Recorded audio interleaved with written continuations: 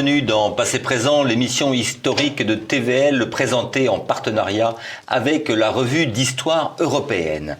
De Caïn à Norman le Landais, l'histoire est jalonnée de tueurs sinistres, effrayants, parfois flamboyants, plus souvent minables. Ils ont de tout temps défrayé la chronique. Je dis « il », mais je pourrais dire « elle » également. Il n'y a pas de raison, car les femmes ont tué, certes moins souvent que les hommes, mais elles ont tué pour les mêmes raisons qu'eux, et cela depuis l'aube des temps. L'opinion générale se figure sans doute encore que la passion conduisait leurs gestes, tant les femmes furent longtemps présentées comme des êtres déraisonnables et faibles, jouets de leurs émotions. Pourtant, ainsi que nous allons le voir avec notre invité, nombre d'entre elles étaient de froides calculatrices. Je reçois aujourd'hui Marc Lefrançois qui, à travers le portrait de 16 meurtrières, fait revivre ces faits divers d'autrefois et interroge mobile, méthode et décision de justice. Marc Lefrançois, bonjour. Bonjour. Après avoir enseigné l'histoire et la littérature, vous êtes actuellement professeur de culture générale à l'École supérieure des Pays de la Loire et vous êtes fait une spécialité d'écrire, non pas des grandes biographies ou de volumineuses études historiques, mais plutôt des ouvrages que je qualifierais de livres à picorer. C'est-à-dire qu'on peut les feuilleter, lire un chapitre de temps en temps, s'arrêter, reprendre dans un sens ou dans l'autre. Et je dois dire que c'est un format assez intéressant, agréable, et surtout qui permet d'apprendre beaucoup de choses sans être assommant ou chronophage. Alors je vais en citer quelques-uns. Vous avez ma dose quotidienne d'histoire, ça c'est pour les drogués, oui. Qui vous embarque pour un tour du monde de l'histoire en 365 jours. C'est paru chez Armand Collin en 2021. Nous avons également les histoires insolites des rois et des reines de France chez City Édition en 2013. Histoire insolite de Napoléon en 2015, toujours chez City Édition. Histoire secrète et curieuse de Versailles. Histoires insolites des grands aventuriers chez City Édition. Ou bien, non ça je l'ai déjà dit, Histoire des grands résistants de Jeanne d'Arc à De Gaulle chez Armand Collin en 2022. Ou encore 49 petites histoires dans l'histoire de France chez DBS. Alors, j'ajoute aussi que vous êtes très présent sur Internet. Vous tenez sur LinkedIn. Oui, c'est ça. On appelle ça des chroniques, non? Oui, une sorte de petite chronique quotidienne. Voilà. Et même sur TikTok maintenant. Oui, je me suis dit, voilà, pour vous adresser à un public peut-être plus jeune. Alors, je vous ai invité aujourd'hui pour nous parler d'un de vos derniers livres, Les grandes criminelles de l'histoire. Alors, c'est un sujet qui vous intéresse, je crois, enfin, du moins le crime, car vous avez déjà aussi publié, je ne l'ai pas cité, un livre sur les tueurs en série. Alors, pourquoi les femmes criminelles? Est-ce que, comme le public en général, vous êtes fasciné par le crime au féminin? Alors, si j'avais le goût de la provocation, je dirais qu'en fait, effectivement, mon précédent livre sur le sujet était consacré aux tueurs en série, dans l'intimité des tueurs en série, qui sont en fait à 99% des hommes. Oui. Et donc, en fait, peut-être que ça procède d'une envie de parité, d'égalité dans le traitement du crime. Mais est-ce que le crime au féminin fascine plus que le crime au masculin, qui paraît presque, malheureusement, banal? Alors, je pense qu'en ce qui concerne, par exemple, les tueurs en série, effectivement, il y a une sorte de fascination morbide pour certains tueurs. En revanche, effectivement, le crime féminin fascine. Alors, toujours avec peut-être un mélange de fascination et d'effroi, parce que effectivement, ça interroge vraiment la nature humaine, peut-être plus que l'homme encore. Et pourquoi? Vous arrivez à l'expliquer? Je pense que ça, en fait, c'est pareil. Il me semble que ça procède de préjugés anciens, longtemps enracinés. C'est-à-dire qu'en fait, on prête à la femme. La femme, c'est la mère, c'est l'amante. Enfin, c'est la femme en fait dans tout ce qu'elle peut avoir d'honorable. Donc, elle donne la vie et finalement. Elle donne la vie, voilà. Effectivement, le fait qu'elle apprenne, ça choque profondément. Alors, j'imagine que là, vous en avez 16, hein, c'est ça? Oui, oui. Bon, il n'y a pas eu que 16 meurtrières dans l'histoire, ça serait bien. Mais j'imagine que la sélection a été draconienne. Comment vous avez procédé? Vous avez dû faire donc une recherche finalement depuis l'Antiquité jusqu'à nos jours. Et ensuite, il a fallu les sélectionner. Et même, pour tout vous dire, en fait, certains textes ont été écrits. Au final, en fait, on a retenu peut-être les plus caractéristiques, voilà, celles qui sont les plus connues d'un point de vue historique ou les plus marquantes, voilà, par leurs actions. Mais il y a certaines, en fait, que j'ai pas évoquées et que j'aurais bien aimé. Alors, ce sera peut-être l'objet d'un deuxième livre. Ouais. Je pense notamment, puisque je suis en fait d'Angers, à Germaine Leloy, qui est la dernière femme guillotinée en France, condamné à mort en 1949, exécuté en fait à la prison d'Angers, juste à côté de chez moi. Donc effectivement, c'était une figure qui m'intéressait. Qu'est-ce qu'elle avait fait cette brave femme? En fait, elle habite dans un petit village à côté d'Angers et elle avait assassiné son mari à coups de hache.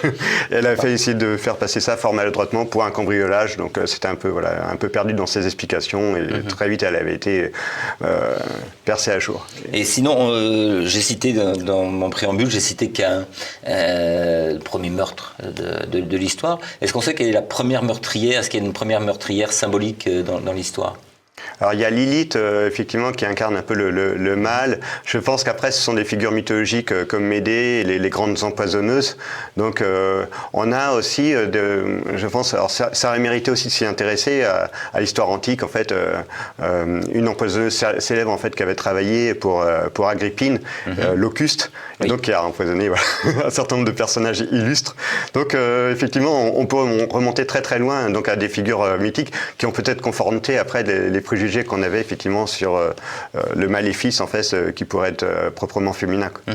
Et alors vous avez parlé de poison, vous avez parlé de Locuste, et effectivement c'est ce qui est écrit d'ailleurs je crois sur le 4e de couverture, beaucoup usent du poison. C'est un point commun? Alors on prêtait justement cette arme en fait par excellence aux femmes qu'on expliquait en fait par une moindre force physique. Et donc effectivement, elles seraient obligées d'employer la ruse, des techniques un peu sournoises, enfin ce qui semble maintenant évidemment assez idiot comme raisonnement, quoi. Mais c'est vrai que c'est vraiment une arme qui est spécifique aux femmes. Alors effectivement, peut-être que c'est quelque chose qui est peut-être un peu plus calculé, un peu plus médité, mais il y a le nombre d'empoisonneuses est assez saisissant, quoi. Alors si on voulait effectivement faire des clichés, on pourrait dire que l'homme, c'est le meurtre brutal, la hache et autres armes blanches. Et la femme, effectivement, ce serait quelque chose d'un petit peu plus dissimulé. Mais voilà, j'aime pas trop, effectivement, les catégories.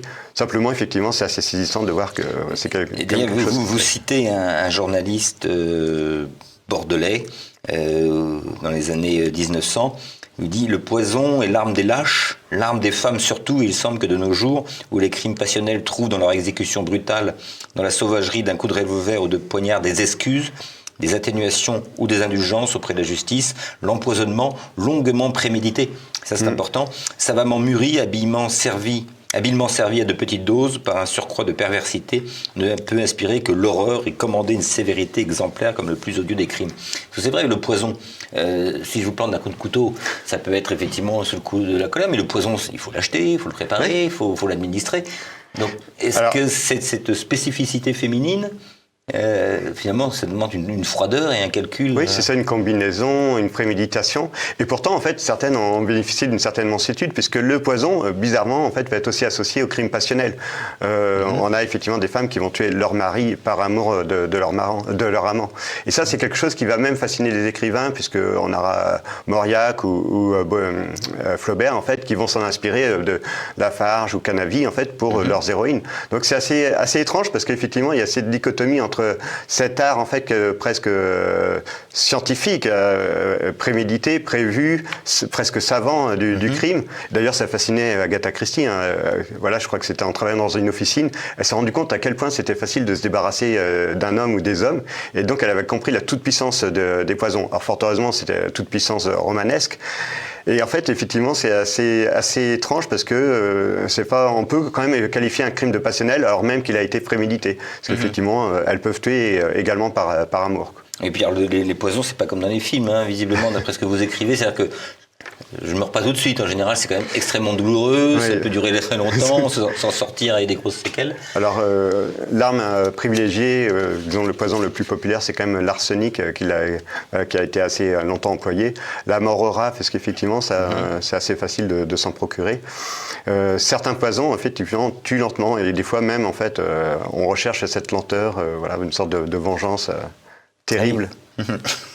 Alors nous allons passer en revue quelques-unes de ces charmantes créatures. Est-ce qu'on peut faire des catégories de ces meurtrières? En fait, oui, en travaillant sur le livre, je me suis rendu compte qu'effectivement, se ressortaient des personnages. On ne va pas dire des personnages illustres, sinon effectivement par leurs crimes. Et effectivement, en premier lieu, j'avais retenu, parce qu'effectivement c'est ma marotte, des personnages historiques. Parce qu'effectivement, en fait, certains criminels ont marqué l'histoire de France, appartiennent même à l'histoire de France, par leurs assassinats ou leur caractère, des personnages assez singuliers.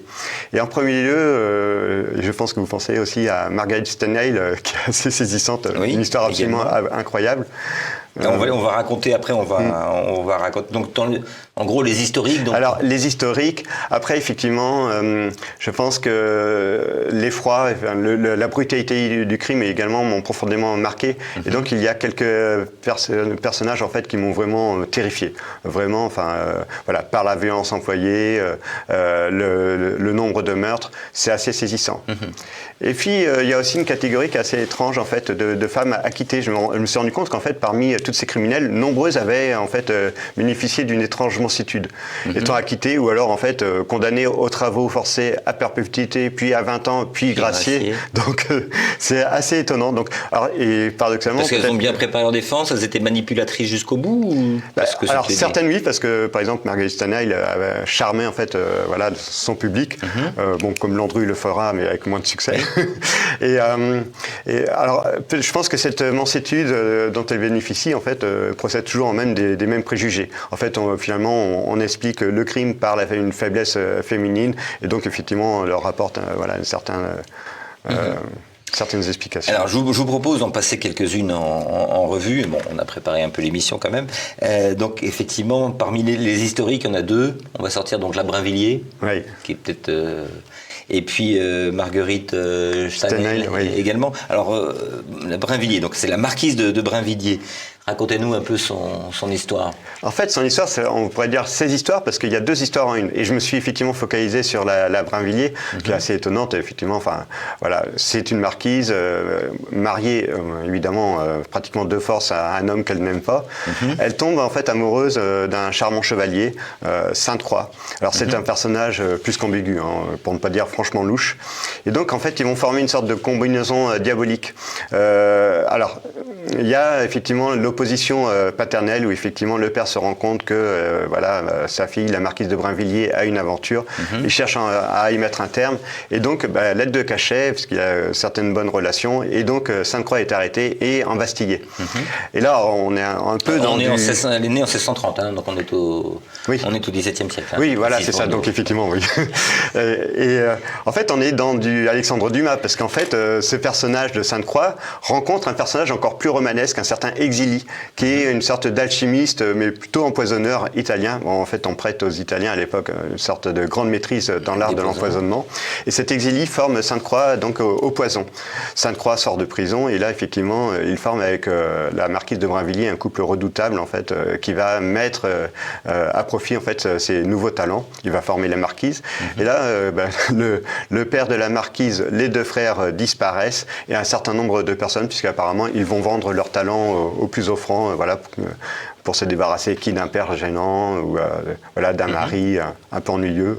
Et donc un certain nombre de personnages vont mourir en fait par ce couple. Dans leur entourage, oui. Et alors c'est la façon dont en fait la marquise va être dont on va comprendre en fait l'implication criminelle de la marquise va être assez étonnante puisqu'en fait c'est un accident. Sainte-Croix en fait travaille sur ses poisons, il porte un masque et apparemment il y a une fuite, on va le retrouver mort.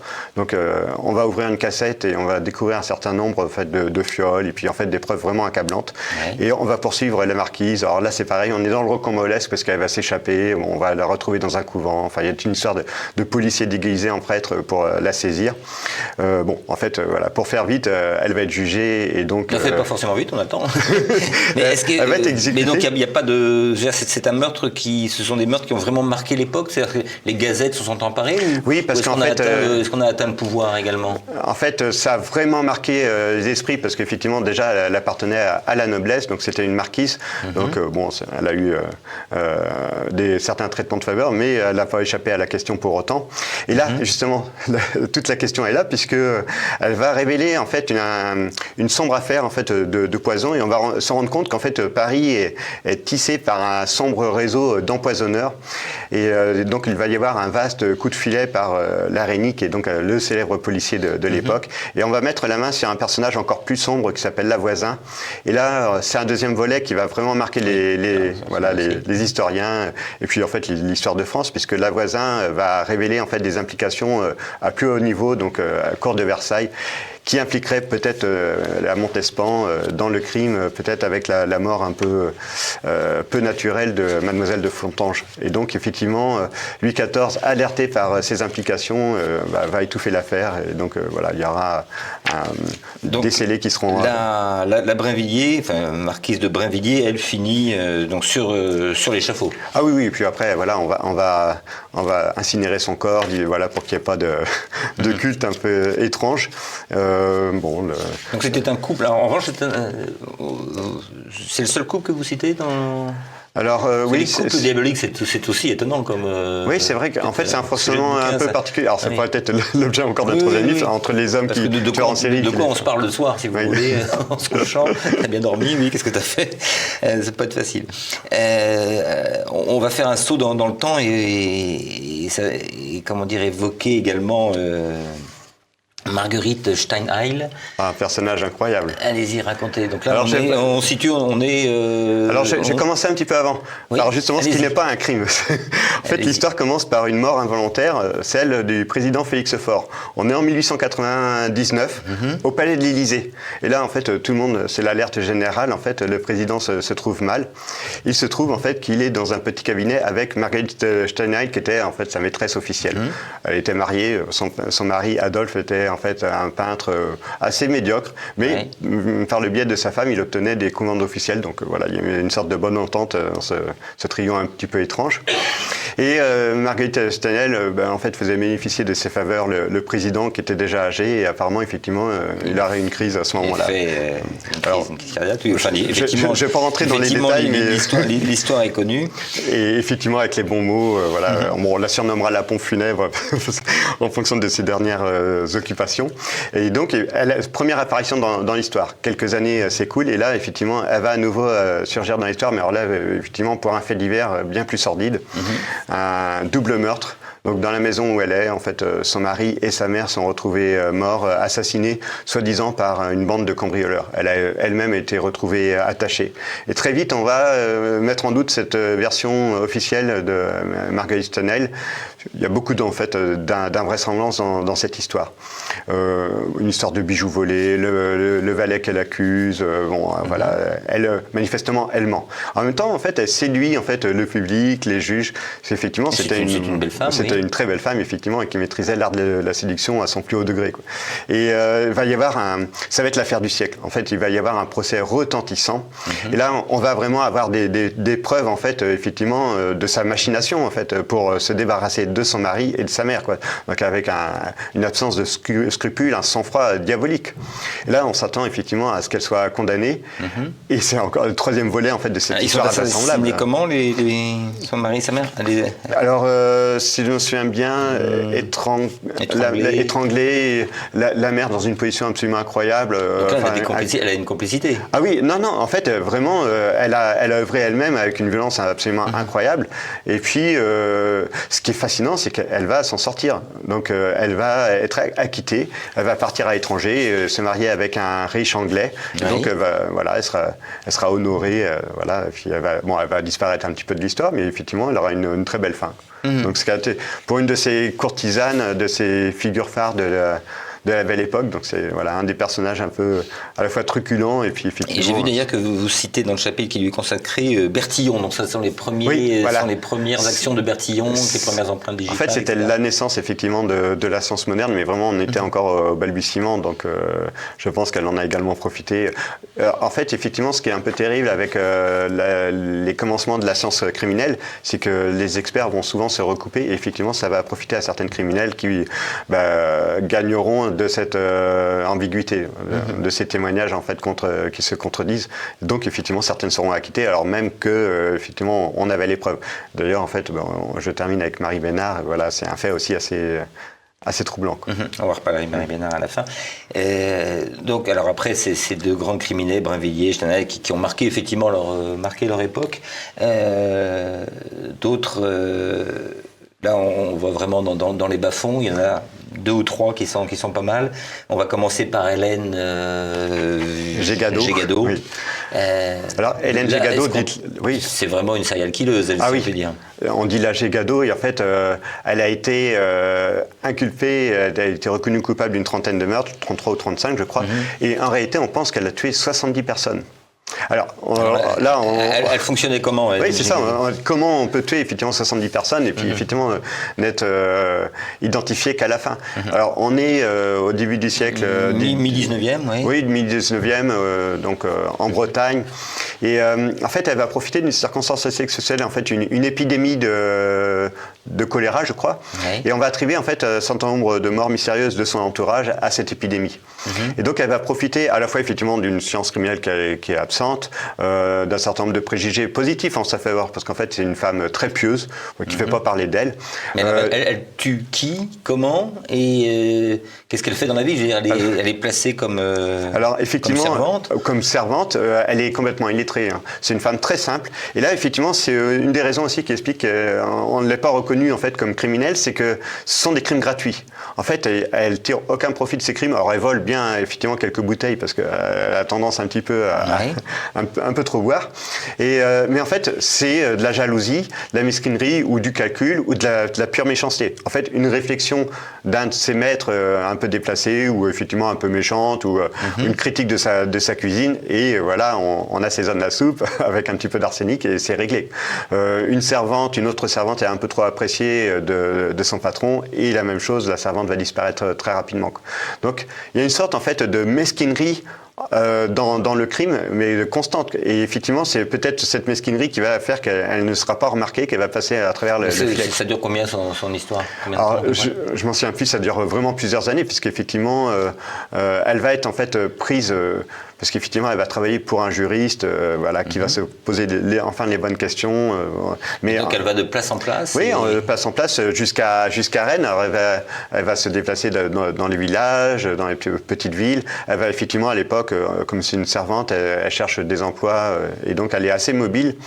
Donc, c'est assez étrange parce qu'effectivement, comme il y avait cette maladie qui rôdait dans les parages, on ne s'est pas vraiment étonné effectivement qu'elle soit accompagnée de ce cortège de morts brutales. Donc, et qu'est-ce qui fait qu'elle va se faire attraper? En fait, c'est assez étrange. Donc, il y a effectivement encore une servante de son entourage qui disparaît. Et là, en fait, elle travaille pour un professeur de droit. Donc, effectivement, lui qui a l'esprit un petit peu plus aigu. Et donc, il trouve l'affaire un petit peu louche. La gendarmerie est appelée. Et lorsqu'en fait, la maréchaussée se présente, il demande en fait à voir en fait son patron, pour voir un petit peu de quoi. Et elle, tout de suite, dit « Je ne suis pas coupable ». Ce qui est assurément en fait assez louche, quoi.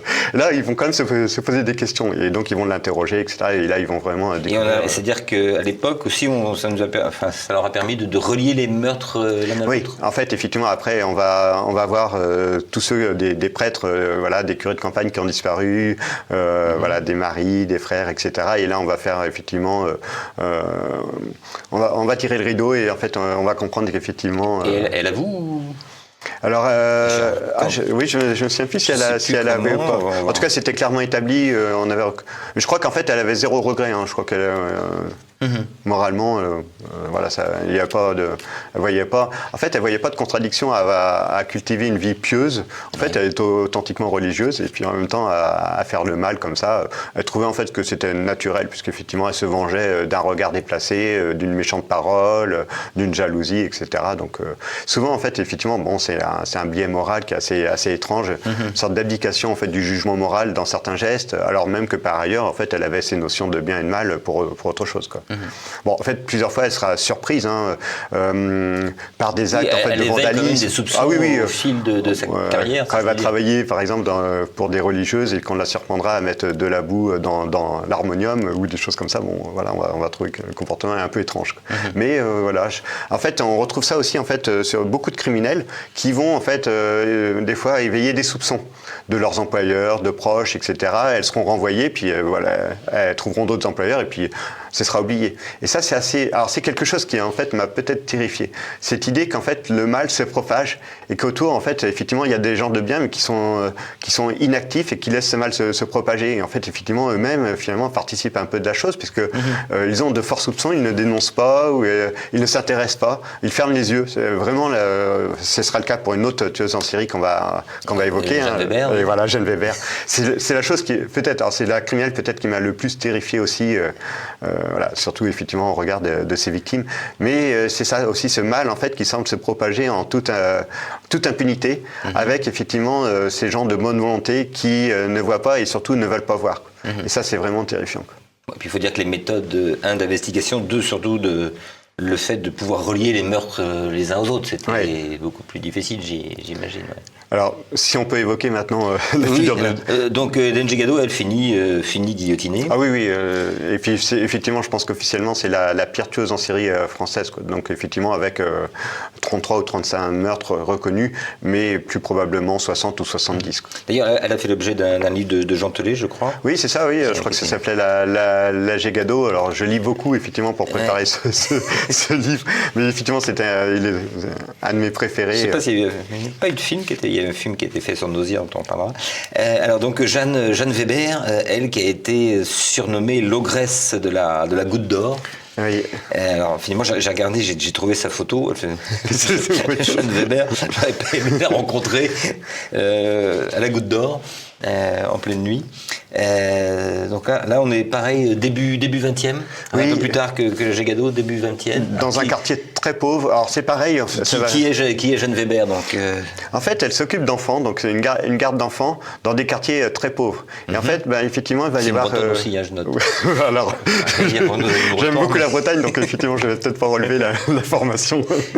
Mais effectivement, en fait, elle est garde d'enfants et beaucoup... Alors, ça commence par ses neveux, ses nièces, etc. Plusieurs enfants en fait meurent. Alors on attribue ça à les maladies infantiles qui étaient effectivement fréquentes à l'époque. Et puis en fait il va y avoir vraiment les premiers soupçons, une enquête qui va être menée et en fait elle va être jugée pour un premier procès. Et là... Non parce que... je voudrais vraiment qu'on raconte l'histoire mieux, c'est-à-dire qu'elle est à Paris, elle est mariée, elle a une famille, elle a trois beaux-frères. Oui, et puis effectivement... Trois beaux-frères, et donc elle va... qui lui confient d'abord en fait leurs enfants, donc il y a les premiers décès, un enfant qui meurt, puis un deuxième. Donc les premiers, effectivement, on se dit, bon, c'est pas de chance, quoi. Puis le deuxième, bon, voilà, c'est la malédiction, la maladie, etc. Un troisième qui meurt, et là, en fait, on a vraiment des doutes. Mais qui meurt alors que c'est elle qui les garde. Et à chaque fois, c'est elle qui les garde.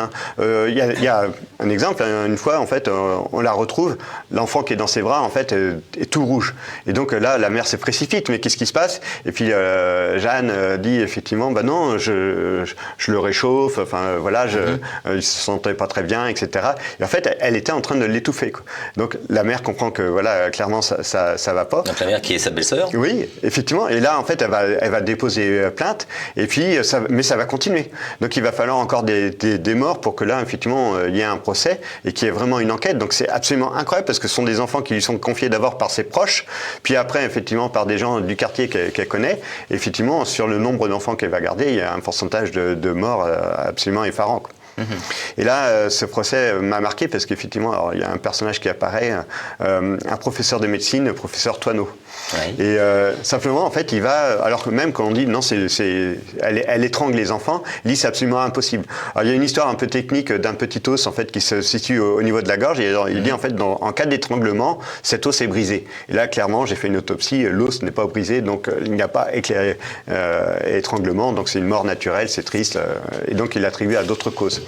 Et elle va en fait être acquittée, mais sous les vivants en plus de la foule, parce qu'effectivement tout le monde pense que c'est une pauvresse, voilà, qu'on a injustement traitée. Et elle va avoir en fait une période un peu sombre, elle va basculer aussi dans la prostitution, enfin voilà. Mais il n'empêche qu'en fait on va lui faire encore confiance, on va encore lui confier des enfants.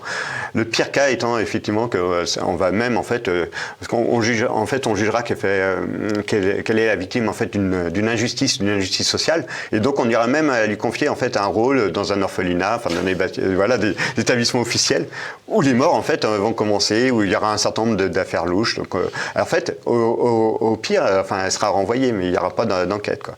Donc il faudra encore un autre procès. Alors, c'est assez terrible parce que dans cette histoire-là, il y a toujours le professeur Toineau qui est convoqué. Et la même chose, en fait, l'histoire de l'os qui n'est pas brisée, etc. Enfin bref, il y a une expertise. Et donc elle est encore acquittée, quoi. C'est incroyable. Et toujours sur les vivas de la foule, quoi. Donc toujours sur expertise médico-légale, vraiment, en fait, on considère qu'il n'y a pas eu d'étranglement et que c'est pas de chance. Et là, effectivement, il y a encore toujours des bonnes âmes qui vont se considérer qu'elle est toujours la victime d'une injustice. Et je pense à donc un père qui va, pour effectivement rétablir un peu la situation, lui confier son enfant, quoi. Et donc, il faudra qu'on la trouve. Et elle va tuer l'enfant ? Et oui, en fait, il faudra qu'on la trouve. Mais alors là, c'est aberrant parce qu'en fait, il faudra vraiment qu'on la prenne sur le fait en train d'étrangler l'enfant. Enfin, l'enfant est sur le lit à côté d'elle, elle fait semblant de dormir. Donc, et en fait, on voit toutes les traces qu'en fait, elle était en train de l'étrangler quand on est rentré précipitamment dans la chambre, quoi. Et là, elle va être à nouveau jugée. Et là, ce qui va être assez terrible, c'est qu'effectivement, on va comprendre que non, ça va pas. Et on va faire venir d'autres experts. Et plus tard, en fait, on saura la cause en fait de l'erreur médicale, c'est que en fait, cette petite os se brise effectivement en cas d'étranglement, mais pour les adultes. Et chez les enfants, en fait, il est trop souple. Voilà, il est tout mou et en fait, il se brise pas, quoi. Et donc, et donc on estime qu'elle a tué combien d'enfants à peu près ? 13, je crois. Et elle va être internée en fait, voilà, pour trouble psychiatrique ou psychologique, et donc voilà, elle terminera misérablement, voilà, dans un internat, enfin en internement, quoi. Donc c'est pareil, toujours cette impunité, cet aveuglement, etc., qui est vraiment sidérant, quoi. Oui, alors il y a un crime qui est pas mal aussi, qui lui également défraye la chronique, qui est abominable, c'est celui des sœurs Papin. Là encore un crime, comme il y a deux, c'est toujours ce crime solitaire, mais à deux, il y a toujours... C'est d'une tristesse, c'est un des crimes effectivement les plus connus. Ouais. Il a choqué les esprits. La scène se déroule au Mans. Ouais. Et en fait, ce sont deux sœurs, à l'origine elles sont trois, en fait... la troisième en fait sera religieuse, mais en fait elles sont des sœurs qui sont vraiment profondément malheureuses. Il y a vraiment une maltraitance de la part. D'ailleurs, on n'a pas évoqué, mais souvent à l'origine une maltraitance des parents ou du père. Oui. Là, en l'occurrence, pour Jeanne Weber, je ne l'ai pas dit, mais elle a perdu 3 enfants. Oui. Très très jeune. Que ça peut. Alors, effectivement, souvent, il y a aussi un traumatisme à l'origine. Là, en l'occurrence, pour les sœurs Papin, elles sont, le père disparaît, elles sont complètement abandonnées par la mère, qui les confie à la tante, enfin, elles sont travaillées à droite à gauche, puis dans un orphelinat. Et donc, c'est assez terrible parce qu'elles se retrouvent, en fait, elles sont seules au monde. Et la mère, en fait, qui est elle-même, en fait, servante, ne veut pas, en fait, d'autre rôle pour ses enfants, en fait, que le rôle de servante. Elle dit, moi, j'ai trimé toute ma vie, il n'y a pas de raison que vous, ce soit mieux. Et en fait, elle va même les placer dans des endroits assez durs, voilà, comme si effectivement elle voulait se venger de quelque chose. Et à un moment donné, alors il y a vraiment toute une série d'abandons, elles sont vraiment, enfin voilà, elles n'existent pour personne. Et en fait, elles sont seules au monde, Christine et Léa, elles se supportent, elles se soutiennent.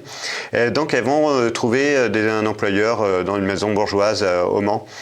Et là, effectivement, on a à l'époque les domestiques, en fait, le regard était, voilà, c'était vraiment une classe qui était vraiment très mal jugée et avec laquelle on se comportait d'une façon qui était parfois vraiment plus que choquante. Et donc, il va y avoir, en fait, je pense qu'il y a cette grande solitude, cette pesanteur. Voilà, c'est une vie, en fait, sans amour, sans espoir. Elles économisent, hein, elles ont une petite cagnotte, c'est tout leur bonheur, parce qu'en fait, elles n'ont pas le temps d'aller dépenser, parce qu'elles n'ont toute leur vie, c'est d'aller travailler, de repasser, de laver, etc. Donc, c'est vraiment une vie de labeur. Et apparemment, tout est déclenché par un fer à repasser défectueux qui provoque une panne d'électricité dans la maison. La patronne et sa fille rentrent un peu tard et elles sont surprises en fait d'être dans le noir. Et là, évidemment, il y a quelques mots qui sont échangés avec les servantes. Elles les accusent en fait de négligence, alors qu'en fait, elles sont pour rien. C'est le fer qui a été défectueux. On l'a réparé et ça n'a pas marché. Et là, il y a une sorte de crise de folie. C'est-à-dire qu'elles vont se saisir en fait d'un faux pot, enfin c'est Christine qui va se saisir d'un pot en étain et qui va fracasser le crâne de sa patronne. Et là, il y a un déchaînement de violence qui est absolument incroyable. En gros, effectivement, les deux sœurs vont se jeter sur la mère et la fille, qu'elles vont en fait poignarder de, je sais plus, 20 ou 30 coups de couteau, fracasser effectivement le crâne et puis surtout aussi arracher les yeux. Et en fait, même Christine demandera à Léa d'arracher les yeux de la fille alors qu'elle est vivante et qu'elle a juste eu les premiers coups, quoi. Et donc, on retrouvera même les yeux dans le corsage de la mère, enfin d'autres sur les marches. Enfin, un crime absolument épouvantable. Les corps en fait sont dans un état. Quand le mari, le père rentrera, effectivement, il va être vraiment choqué. Elles seront là, en fait, elles entendront en fait dans leur chambre et puis effectivement, bon, elles vont pas du tout nier l'évidence. Voilà, on plaidera une crise de folie. Alors, Christine sera reconnue vraiment comme aliénée, mais bon, voilà, elle sera condamnée à la peine de mort. Elle va exécutée. Et exécutée. Et en fait, elle aura même à un moment donné tenté d'arracher les yeux de son avocate d'ailleurs, je crois. Donc voilà. Ouais. Et Léa va bénéficier après plus tard d'une grâce. Bon, elle aura une peine de prison. Et en fait, ce crime est vraiment marquant par sa violence et puis aussi en fait par ce désespoir, quoi, enfin, de ces deux êtres qui ont été abandonnés par tout le monde. Et donc c'est une histoire extrêmement triste parce qu'en fait, effectivement, je pense que dans d'autres circonstances, elles auraient pu être heureuses, épanouies. Donc voilà, c'est. Il y a eu un film d'ailleurs qui a été fait, je crois, avec Isabelle Huppert, non je m'en souviens plus que je l'ai fait. Vérifier. Bon appétit. Oui, tout ça. Alors, là, on vient de voir des femmes condamnées. Il y en a certaines quand même qui ont bénéficié d'indulgence. Alors, l'indulgence de la part du public, mais également de la part des jurés. Oui. Et notamment les deux plus connus, on peut parler de Violette Nozière. Et puis alors c'est plus celui-là, le film avec Isabelle Huppert. Oui, Violette Nozière. Et puis on va parler de Madame Caillot. Oui, Henriette Caillot. C'est un crime un peu différent. Alors Violette Nozière, c'est un peu peut-être une situation assez semblable à bien des criminels, c'est que en fait c'est une enfance très malheureuse. Donc apparemment, effectivement, elle aurait été victime de son père. D'ailleurs, comme la Brinvilliers, on ne l'a pas évoqué, mais apparemment, effectivement, elle aurait été victime de ses deux frères, donc ce qui l'aurait conduit aussi à se venger. Ce qui explique aussi souvent qu'effectivement, il y a cette compréhension du crime, cette mansuétude. Et Violette Nozière, ça va aller plus loin, parce qu'elle va fasciner les poètes, les surréalistes. Donc, ils vont vraiment la défendre. Considérer en fait que ça a été une âme qui a été violée, brutalisée, déchirée, et qu'en fait, elle a fait que se venger. Il y a quand même une part de malignité. Qu'est-ce qu'elle fait ? Elle tue qui ? En fait, elle essaye de tuer ses deux parents. Oui. Elle va réussir à tuer que son père, sa mère s'en sort. Mais en fait, c'est très... Le poison également ou... Oui, le poison, en fait, donc un puissant somnifère, donc qu'elle va leur donner, en fait, sciemment. Elle va leur dire que c'est pour un traitement, parce que elle-même, donc apparemment, aurait eu de la syphilis. En gros, elle avait mené en quartier latin une mauvaise vie, multipliant les amants, les aventures, se faisant renvoyer d'école en école, etc. Et donc, voilà, menant une vie un peu... on est à quelle époque là ? On est avant-guerre, hein, Oui, et donc effectivement, elle est plus ou moins amoureuse d'un étudiant, enfin un pseudo-étudiant, qui va voilà, un peu l'encourager dans ses méfaits. Et donc, elle aurait effectivement voulu se débarrasser de ses parents pour saisir en fait de l'argent, pour aider cet amant. Et ce crime, en fait, qui est idiot en plus, parce qu'effectivement, voilà, des explications, fait passer ça ou pour un accident, une fuite de gaz, parce qu'il y a déjà eu une tentative, ou alors pour un double tentative de suicide qui est complètement improbable. Et en fait, elle va là, c'est assez étrange parce qu'effectivement, elle va fasciner en fait les poètes, toutes les âmes un peu romantiques, qui vont considérer que finalement c'est un élan assez juste en fait pour se venger en fait de cette violence paternelle. C'est quelque chose qu'on retrouve effectivement chez certaines criminelles et qui est assez différent d'autres, voilà, comme Germaine Berton qui a voilà, pour des raisons politiques en fait voulu assassiner un membre de l'Action française et qui en fait on considérera que finalement elle avait un peu ses raisons. Et puis effectivement peut-être le plus emblématique c'est le cas Caillot, Henriette Caillot. Alors Henriette Caillot en fait mariée à Joseph Caillot, ministre des Finances. En fait Joseph Caillot fait l'objet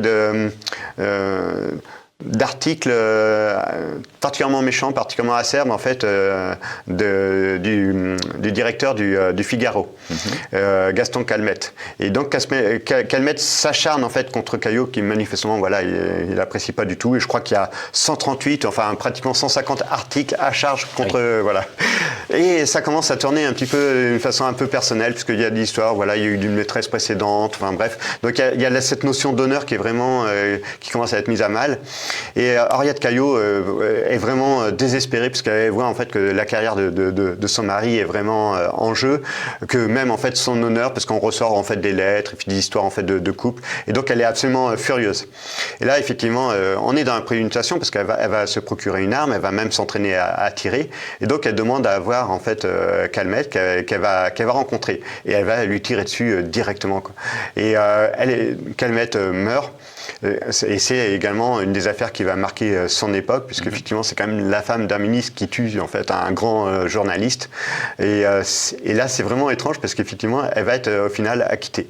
Donc on va considérer en fait on a les crimes passionnels et là que c'est un crime d'honneur, et qu'il y a cette notion d'honneur qui, en fait évidemment maintenant ça nous semble absolument incompréhensible, mais à cette époque effectivement c'était encore une notion qui avait un peu son importance. Donc on considérait qu'il y avait eu en fait un acharnement d'une malhonnêteté particulière et que d'une certaine façon elle avait été vraiment poussée au désespoir quoi. Même si effectivement on a pu établir qu'il y avait la préméditation, donc elle n'était pas tout à fait dans la passion, dans l'immédiateté, mais voilà, elle va bénéficier de cette mansuétude toujours voilà, un peu particulière. Et acquittée. Et alors vous concluez votre ouvrage avec Marie Bénard, elle aussi c'était un gros retentissement médiatique. C'est une empoisonneuse également, elle assassine qui Marie Bénard? Elle assassine en fait surtout ses proches. Alors elle par contre effectivement il y a une sorte de vénéalité parce qu'elle va d'abord en fait être condamnée pour une histoire en fait d'une tante dont elle perçoit la pension et la tante est morte depuis un certain temps. On va s'en rendre compte qu'effectivement, voilà, c'est un petit peu louche. Et puis effectivement, voilà, quand les personnes ne sont pas mortes naturellement, elle va un petit peu aider. Donc toujours avec l'arsenic. Enfin, il y a, je crois, une douzaine de personnes en fait qui vont mourir dans des causes très étranges. Alors c'est amusant. Enfin, c'est amusant. C'est un peu le hasard. J'ai terminé par elle. J'avais commencé par la Brinvilliers. Et donc elle, on va la surnommer d'une façon un peu bizarre, la Brinvilliers de l'ère atomique. Et parce qu'effectivement, c'était en fait au final. Oui, et c'est en fait, elle apparaît tout de suite comme la figure d'une grande empoisonneuse. Mais ce qui va marquer, alors c'est déjà un peu ça, c'est le personnage. Voilà, vous avez peut-être en tête les photos. Enfin, elle a un air très particulier. Et donc, ce qui va marquer aussi, c'est ce débat d'experts, puisqu'effectivement là, les sciences criminelles ont vraiment progressé. Et il y a toute cette histoire en fait de l'arsenic, des doses en fait qui sont naturelles ou pas dans le corps humain, puisqu'en fait, on va exhumer en fait les cadavres de ces supposées victimes, on va faire des analyses. Et là, ça va être terrible, c'est qu'en fait, c'est une bataille d'experts dont elle va profiter. Puisqu'effectivement, les premiers experts vont dire en fait, la dose n'est pas du tout naturelle, donc effectivement, il y a crime. D'autres experts vont être convoqués et vont établir qu'en fait, le sol sur lequel en fait, ont été enterrés les corps en fait, est profondément pollué en raison des insecticides et que finalement, ce sont des doses naturelles. Enfin, il va y avoir, et ça va durer des mois, alors qu'elle est incarcérée, et puis effectivement, elle attend d'être jugée, et en fait, personne ne se fait le moindre doute en fait sur sa culpabilité. Et en fait, ça va vraiment mettre le doute dans l'esprit des jurés. Et au final, en fait, elle va être acquittée. Et là, c'est vrai que c'est un petit peu délicat, puisque en fait, mon livre est consacré aux grandes criminelles, mais au regard de la justice, elle est innocente. Oui. Alors, apparemment, elle aurait dit, en sortant, en fait, elle aurait dit, je les aurais bien eus. Et en fait, quand on s'intéresse au personnage, ça lui ressemble vraiment, quoi. Je pense qu'effectivement, c'était très brillante. Très efficace, très discrète. Alors, il y a cette histoire, je ne sais pas si elle est apocryphe ou pas. Elle aurait rencontré, en fait, puisqu'on l'appelait la bonne dame de Loudun, à Loudun, le général de Gaulle, qui serait venu, en fait, peut-être pour une inauguration. Et en fait, elle serait présentée au général de Gaulle, en lui disant qui elle est. Le général de Gaulle, un peu distrait, en fait, en passant très vite, aurait dit, très bien, madame, continuez. J'aime beaucoup ce que vous faites. Oui, j'aime beaucoup ce que vous faites. Donc, et alors, si je peux me permettre une petite anecdote, en fait, comme je suis bibliophile, je recherche des fois effectivement des éditions rares. Et un jour, je suis tombé en fait, parce qu'elle a écrit un livre, en fait, ses mémoires. Et je suis tombé en fait sur ce livre-là en édition originale. Donc voilà, ça m'intéressait. Et sur la page de titre, il y avait une dédicace de Marie Bernard à Françoise Giroud. Et Françoise Giroud, en fait, cette grande journaliste, en fait, avait consacré en fait, un très grand reportage où effectivement Marie Bénard en fait avait fait son portrait et puis donc effectivement pour s'innocenter quoi. Et donc je pense que le livre que j'ai trouvé en fait comme ça dans un vide-grenier, c'est peut-être le livre que Marie Bénard a offert à Françoise Giroud après son interview. Comme si moi voilà je ferais une dédicace et puis qu'on retrouverait. Sauf que voilà c'est une histoire vraiment particulière. Effectivement. Donc vous vous arrêtez avec Marie Bénard qui est morte elle en 1980. Mais depuis Marie Bénard, il y en a quand même eu des femmes qui ont continué à tuer. Oui. Est-ce qu'elles utilisent toujours le poison ? En fait, dans les meurtrières des années 2000.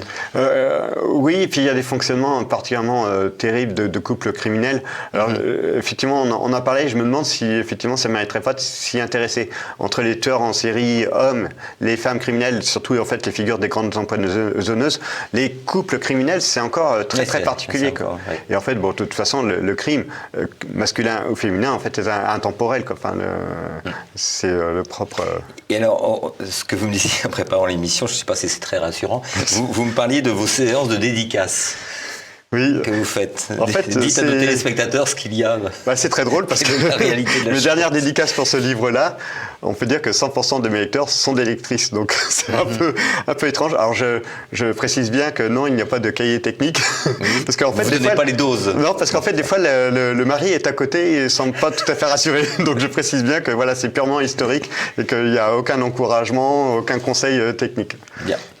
Marc Lefrançois, merci. Donc je rappelle le livre des grandes criminelles de l'histoire chez l'affaire des poisons à nos jours, chez Armand Collin. Vous allez maintenant retrouver Christopher Lann et sa petite histoire. N'oubliez pas de cliquer sur le pouce levé sous la vidéo et bien sûr de vous abonner à notre chaîne YouTube. Merci et à bientôt.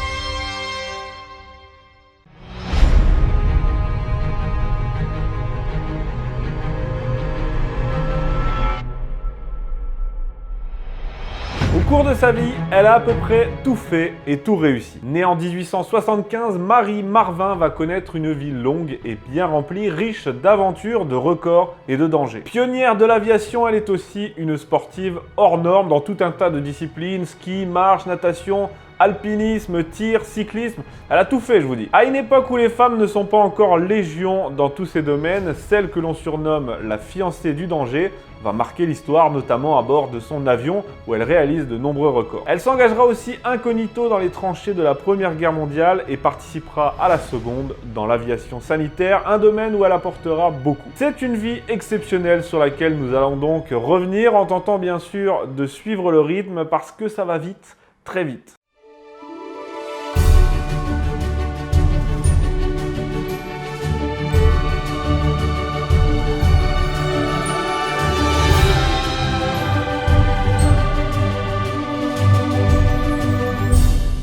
Bon, Marie Marvin, c'est un épisode qu'on m'a pas mal proposé finalement. Personnellement, je connaissais pas à la base, alors j'ai été me renseigner, lire des trucs sur elle, et franchement, faut s'accrocher. Et en plus, ça me permettra de combler quelque peu le quota féminin de cette émission, parce que bon, disons que jusqu'à présent, il est pas fou quoi. Cuisine. Le meilleur moyen de vous présenter sa vie et son parcours, qu'on peut qualifier d'hors du commun sans trop exagérer, c'est de faire ça chronologiquement. Et même chronologiquement, vous allez voir, ça va très vite. Alors Marie est née à Aurillac en 1875.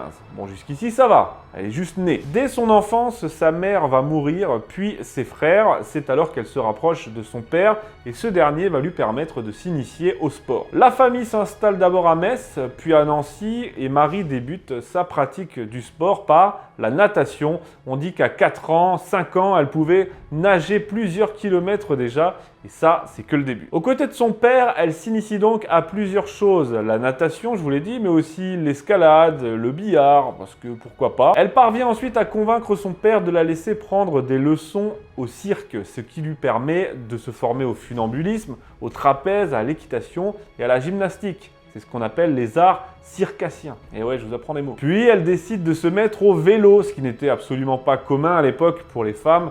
Disons que c'était un truc qui se faisait pas trop. En parallèle, elle fait des études, bien sûr, une licence de lettres, puis elle étudie le droit, les langues vivantes, on dit qu'elle parlera jusqu'à 7 langues, et obtient même le diplôme d'infirmière de la Croix-Rouge. Ah oui, et en 1899, elle est l'une des premières femmes à obtenir son permis de conduire. Voilà, j'essaye de caser toutes les infos, mais il y en a trop. En 1904, elle participe à la course cycliste Nancy-Bordeaux en jupe-culotte, car les femmes n'avaient pas le droit de porter un pantalon. 4 ans plus tard, c'est carrément le Tour de France. Mais comme les femmes n'avaient pas le droit de participer, Marie prend le départ de la course quelques minutes après les hommes, et au final, elle fera partie des quelques 36 coureurs seulement qui arriveront sur 144 au départ. Et elle fera bien d'autres parcours, comme par exemple Nancy-Naples en vélo, tout ça pour assister à une éruption volcanique. Tranquille. Elle fait aussi du canoë. Voilà, à 15 ans, elle fait les 400 km qui relient Paris à Coblence en canoë. Fallait que ce soit dit. Elle n'abandonne pas non plus la natation, puisqu'en 1806, elle est la première femme qui traverse Paris par la Seine. C'est un trajet de 12 km et demi quand même, et son score la place 15e au classement général. Elle traversera aussi plus tard le lac de Gérardmer dans les Vosges ou encore le golfe de Naples. Pour la rigolade quoi. Et puis comme le vélo, le canoë, la natation, ça suffit pas, elle fait de l'alpinisme aussi. Elle se lance dans l'ascension de la Dent du Géant ou encore de l'Aiguille du Grépon. Et pour rester dans la cohérence, entre 1908 et 1910, elle rafle plus de 20 médailles d'or à Chamonix, en ski, en patinage artistique, en patinage de vitesse. Elle fait tout. Elle remporte même la première compétition féminine de bobsleigh. Je vois difficilement comment elle pourrait faire plus. Oh, mais il y a encore de la place pour d'autres trucs, hein. Elle fait aussi de la boxe, du karaté, du baseball, de l'escrime, de la spéléologie. Elle traverse le Sahara, les États-Unis et au total, dans toutes ces disciplines, elle cumulera 17 records mondiaux. C'est pas mal. Est-ce que je profite de ce moment pour vous préciser qu'elle n'avait pas d'enfant ? Même si je pense que vous l'avez logiquement déduit depuis le début. C'est en 1901 qu'elle lève pour la première fois les yeux au ciel en obtenant son brevet de pilote de ballon libre.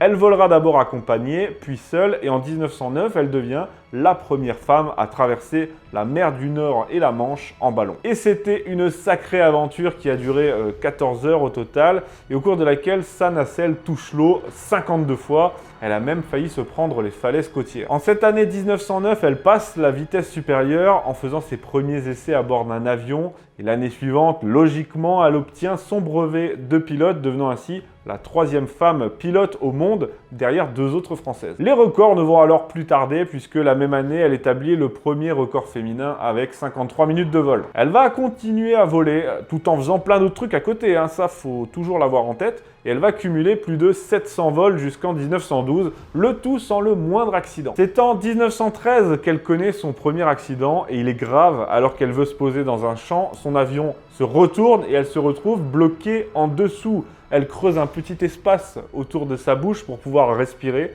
dans la boue et elle sera sauvée quelques minutes plus tard par des agriculteurs. Mais les avions, elle ne fait pas que les piloter, puisqu'en 1910, elle participe à l'élaboration d'un avion sanitaire permettant d'emporter une civière sous le fuselage et équipé de skis métalliques pour pouvoir se poser partout. Malheureusement, il ne verra pas le jour et en 1914, l'Europe plonge dans la Première Guerre mondiale. Dans un premier temps, elle participe à 2 bombardements au-dessus de Metz, ça lui vaudra l'obtention de la Croix de guerre d'ailleurs.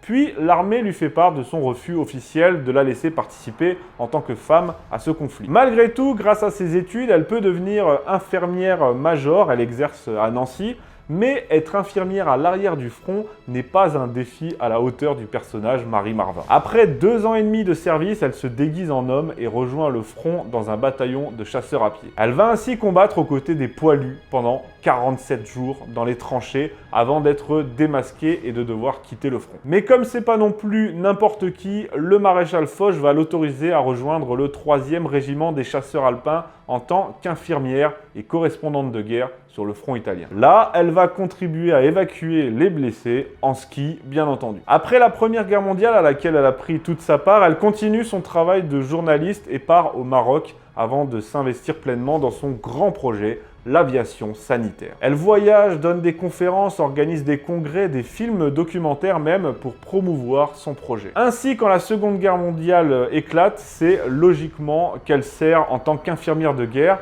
Et comme toujours, elle se distingue puisqu'elle invente carrément un type de suture chirurgicale permettant de recoudre les plaies plus rapidement. Elle fonde également un centre de convalescence pour les aviateurs blessés qu'elle nomme le repos des ailes. Après la guerre, en 1949, elle devient officier de la Légion d'honneur, ce qui ne fait que compléter en beauté sa collection déjà bien remplie de médailles et de trophées. C'est simple, Marie Marvin, aujourd'hui encore, est la femme la plus décorée de l'histoire de France avec un total de 34 médailles et décorations. Elle terminera sa vie comme elle l'a débuté, c'est-à-dire à 100 à l'heure. En 1955, elle a 80 ans, le gouvernement américain lui offre un vol à bord d'un chasseur supersonique. L'année suivante, elle lance son grand projet, l'aviation sanitaire mondiale. En 59, à l'âge de 85 ans, elle ne s'arrête pas là et passe tranquillement son brevet de pilote d'hélicoptère. Pourquoi pas? Elle pilote même le premier hélicoptère à réaction au monde. Et puis à 86 ans, parce qu'il n'est pas question de se ramollir, elle fait Nancy-Paris en vélo. Voilà, comme ça c'est fait. C'est finalement dans un relatif oubli qu'elle meurt en 1963. À l'hospice, il faut dire que cette vie trépidante a un prix, celui de ne pas avoir eu d'enfant et donc de famille. C'est pour ça qu'il y a des féministes qui s'enflamment à propos de Marie Marvin, et moi-même, j'ai aucun problème avec le fait qu'il existe des femmes de cette trempe, et je salue son parcours incroyable. Et bon, si après c'est ça le but ultime féminin à atteindre, franchement là, je dis qu'il faut savoir se tempérer quand même des fois. S'il y avait juste des Marie Marvin, on serait juste en voie d'extinction au bout d'une génération, quoi, ce qui est un peu gênant.